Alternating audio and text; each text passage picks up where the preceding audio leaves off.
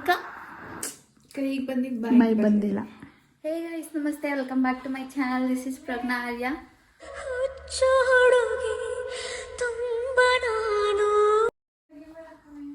ಯಾಕೆ ಹಾಳಾಗಿದೆ ಅನ್ಸುತ್ತೆ. ಹೊಸತಂದ ಸ್ಮೆಲ್ ಬರುತ್ತೆ ತಾನೇ. ಅಂತ ಮಕ್ಕಳ ಆಗಿದ್ದೀವಿ ಅಂದರೆ ಇವಾಗ ನಾವು ಮಕ್ಕ ನೀನು ಬಿಂಟ್ಕೊಂಬೇಡ. ನನಗಂತೂ ಈ ಜೀವನವೇ ಬೇಸರವಾಗಿ ಹೋಗ್ಬಿಟ್ಟಿದೆ. ನಮ್ಮ ಅಕ್ಕ ಪ್ರೈಸ್ ತಿನ್ನೋಣ ಅಂತ ಇವತ್ತು ನಮ್ಮ ಅಕ್ಕ ಮನೇಲಿ ಯಾರೂ ಇಲ್ಲ ಆಯ್ತಾ.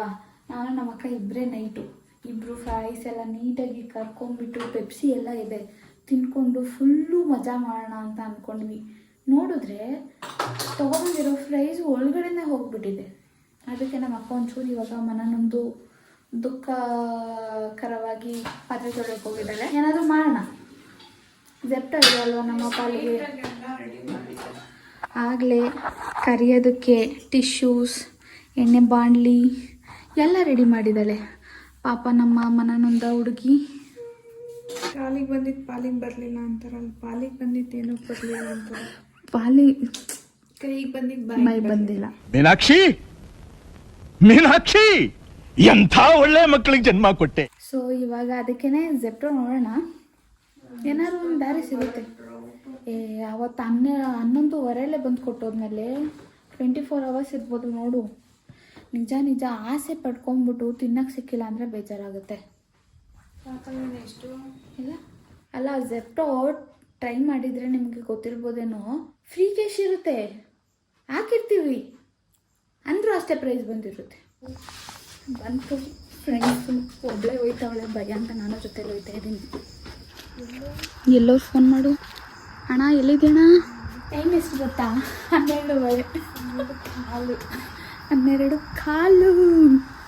ಇವಾಗ ನಾವು ಫ್ರೈಸ್ ತಿಂದು ಅಂದರೂ ಏನು ಚಂದ ಅಲ್ಲ ಈ ಥರ ಅಪರೂಪಕ್ಕೆ ಬದುಕೋದು. ಅಂದರೂ ಸ್ಮೆಲ್ ಏನು ಚೆನ್ನಾಗಿ ಬರ್ತಿದೆ ಅಲ್ವಾ.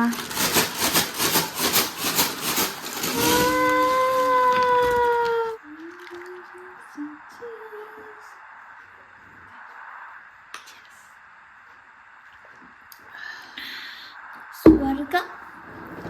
ವಾವ್, ಫ್ರೈಸು ಇವಾಗ ತಿಂತಾ ಇರೋದಕ್ಕೆ ಎಷ್ಟು ಚೆನ್ನಾಗಿದೆ, ಯಾವಾಗ ಎಷ್ಟು ಚೆನ್ನಾಗಿರುತ್ತೆ ಅಂತ ಅನ್ನಿಸ್ತೈತೆ ನನಗೆ. ನೀವು ಈ ಬರ್ಗರ್ ಜೊತೆ ತಿನ್ಬೇಕಾದ್ರೆ ಫ್ರೈಸ್ ಬೆಲೆ ಗೊತ್ತಾಗಲ್ಲ ಅನ್ಸುತ್ತೆ ನನಗೆ.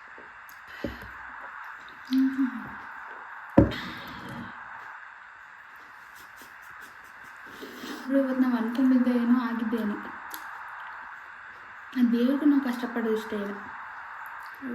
ಸ್ಟವ್ ಹಚ್ಕೊಂಡು ಎಲ್ಲಿ ಕಷ್ಟಪಡಬೇಕಾಗುತ್ತೆ ಅಂತಲೇ ಫ್ರೈಸ್ ಹಾಳು ಮಾಡಿಬಿಟ್ಟು ಅವನು ಅನಿಸುತ್ತೆ. ಈ ಒಂದು ಅದ್ಭುತವಾದ ಕ್ಷಣಕ್ಕೆ ಭಾರತವೇ ಸಾಕ್ಷಿಯಾಗಿದೆ. ಯಾಕೆ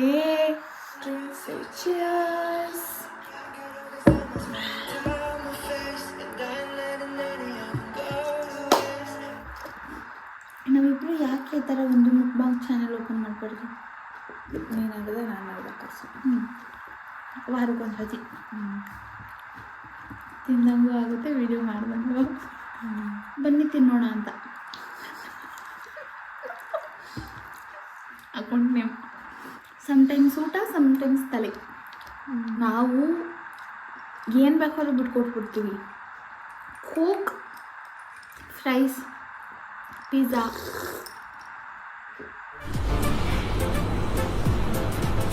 ಅಷ್ಟೇ.